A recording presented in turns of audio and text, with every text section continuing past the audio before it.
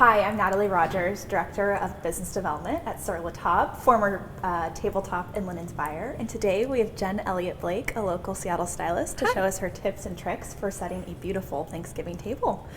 So we'll first start here. This is what we're calling our elevated whites table setting.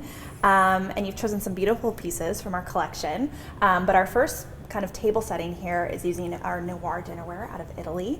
It's gorgeous. A black, I love it. It's so pretty. I actually own this. We had this a few years ago in the assortment, and then I think the team brought it back. But it's beautiful. Personal favorite, but it's a black clay made in Italy. And then you chose some beautiful kind of harvest autumnal accents, this little pumpkin plate, which is adorable. Very cute. And this little leaf bowl. So have you kind of take us through the rest? Yes, I get asked very often, how do you just set a basic tabletop? So you always start with your center plate. And probably the most confusing part is where to put the silverware or the flatware. So the forks always go on the left-hand side. I'm right-hand dominant, so I always remember it's the opposite. Yeah. For left-handers, maybe you'll just remember that it's on the side of your dominant hand.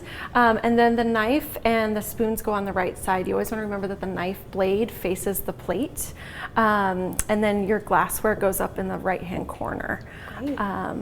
And then candles. Yes. I know there's always kind of a debate. Do you use scented, non-scented? Yes. What's kind of your point of view or take on that? Both are wonderful, but when you're hosting an actual dinner party, I always suggest sticking with just unscented. Scented can kind of distract from the flavors and the smells of the actual dinner that you're serving and adjust the taste. So for this particular situation, I just stuck with unscented. Great. And then flower arrangements for this sort of kind of minimalist, simple table. Yes, I went with some simple greens. Great. Flowers don't have to be overly complicated. These are 3 or 4 different varieties of eucalyptus, which you can just get at your average everyday grocery store. So I just combined a couple bundles of those, and you can get a bunch for like $15, and it can go so inexpensive, and it can cover the entire tabletop. Awesome. Fun. What about other little accents? Would you ever incorporate like gourds? Definitely, yeah. We can add some leaves? extra. So if you start with a simple green, you can add in some, like you said, some cute gourds, some pumpkins. You guys have this adorable little place card here that's got this little turkey, which is so cute and matches the plaid. That adds a little more Thanksgiving flair. But you could also do, you could get, these were just off of my maple tree this morning. You could dip these in gold or use a gold pen to write your guest's name on them and put them on the place setting. There's also, I found this really amazing dried corn, which I thought matched perfectly with the napkin. Yeah. This can go on the tabletop, or you could actually use it at the place setting.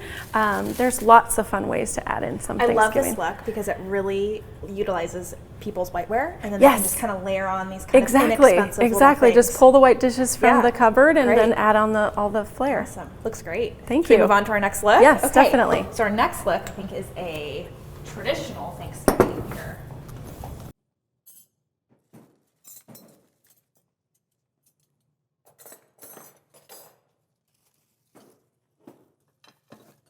Okay, so our second look, this is our really very traditional Thanksgiving look. Yes. This is our exclusive kind of turkey dinnerware this year. The team partnered with this oldest factory in England called Royal Stafford for very traditional transfer. Really fun. It's adorable. Seasonal. And then we used our basic pearl, so kind of going back to that elevated whites. Where you can just take your basic dinnerware and then just really purchase a salad plate as like a layering piece. Definitely, definitely. The other thing I love a heavy pattern. I know it can be a little bit intimidating to use patterns, but you guys have some amazing linens. You've got some additional napkins here. You've got another color plaid. You also have this awesome, this is so gorgeous, this linen that I think you have in a runner and a tablecloth. But you can mix patterns. My suggestion is to stick with one smaller scale pattern like you have on the plate here, and then mix it with a larger scale pattern. So you've got this amazing leaf motif that's a little bit bigger. So mixing those together can make a really pretty tabletop. Tell me about your beautiful floral arrangement that you did Floral here. arranging, so fun. I love Thanksgiving in the fall season just because the colors are really beautiful. You can stick with oranges and rust colors and reds. Flowers are a little bit harder to find this time of year, but you can always find like a really great spray rose at the grocery store. Mums are always great, and they have a lot of different colors and varieties. Really inexpensive. Exactly. Inexpensive. You can also incorporate the eucalyptus again. Ranunculus, if you can find them, can be really, really beautiful colors. What's this little guy? Sorry, I'm pop quizzing you. You're like an encyclopedia. I knew you were going to ask me that. Shoot, sorry. That's okay. I'll have to get back to you on that one. I don't want to name it. And then I also pulled some additional maple leaves from my yard and incorporated those in. One thing, just a little stylist hack. A lot of people, when they're floral arranging, the flowers tend to keep falling out, and you're like, how do you get them to stick and go exactly where you want? You can get some chicken wire just from Home Depot, Lowe's. You cut it into a little square and then stuff it down inside your vase, and it helps all the stems stay in place. Super easy. Yes. Awesome. Yes. Okay. Moving on to our third look. Yes. We're going to do a minimalist Thanksgiving.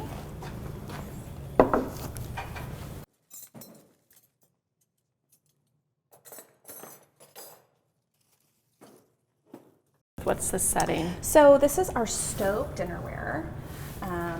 New and exclusive for this year. The team was really excited about this, also a personal favorite of mine. But it's Stove the Soul, and that really means compass in French. So you can see the little stove branding around the plate, really cute detail. Comes in 3 colors, white, graphite, and marin. Yes, I loved mixing and matching all the different colors. Made in Portugal. Yeah, it's been a great seller for us so far. It's fantastic. Yeah. It's beautiful.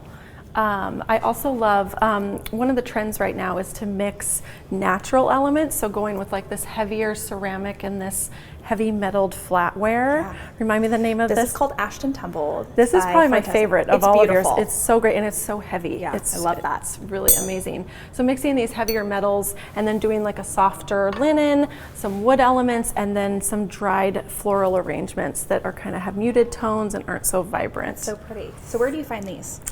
These I found at an amazing local flower market here in Seattle, but what you could do you could take the classic arrangement that I just did, and you can just hang those flowers to dry for about a week, and then a week before Thanksgiving, and then pull them all back out, and you'd have a dried floral arrangement ready to go.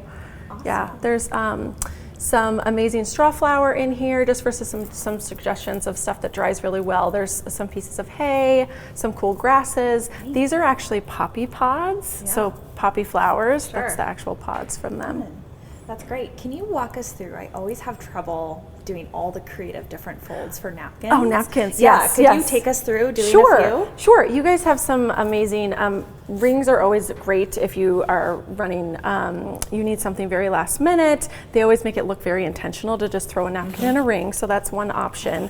I do always suggest that if you purchase new linens to wash them, they just look a little bit more natural, and you can fold them a little easier as well. So the basic napkin fold, the rectangle would go on the left side under the forks is the traditional spot, or you could always throw it under your bowl. And then I love this little envelope fold.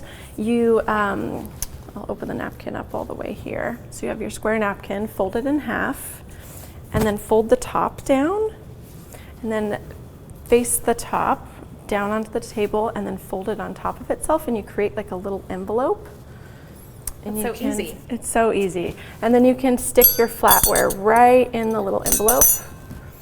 And it's just a fun little touch that makes your guests go, oh, how cute is that? Great icebreaker at Thanksgiving. Yes, exactly. That's great. Well, thank you, Jen, for coming by today. Thanks for having me. Yeah, that was great. And we look forward to all your comments and questions below, and your Make More for Thanksgiving.